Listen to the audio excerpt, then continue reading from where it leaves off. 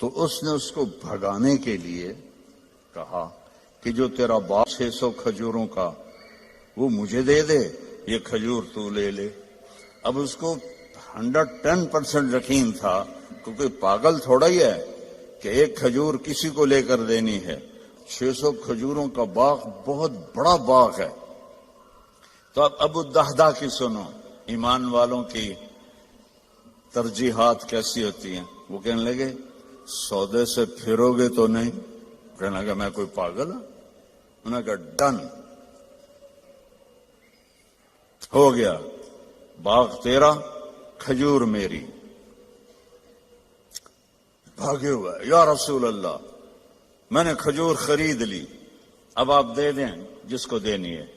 ہم نے کہا کتنے میں لی؟ کہا جی 600 کھجوروں کا باغ دے کر۔ تو آپ نے فرمایا پھر میں نے بھی قیمت بدل دی، پہلے تو ایک کھجور کے بدلے میں ایک کھجور کی بات ہو رہی تھی، اب میں دیکھ رہا ہوں کم من عدق رداح ودار فیاح لأبی الداح داہا، تیرے لیے جنت میں کھجوروں کے باغ لگ گئے اور ہر باغ میں تیرے لیے عالی شان گھر بن گیا، چل موج کر۔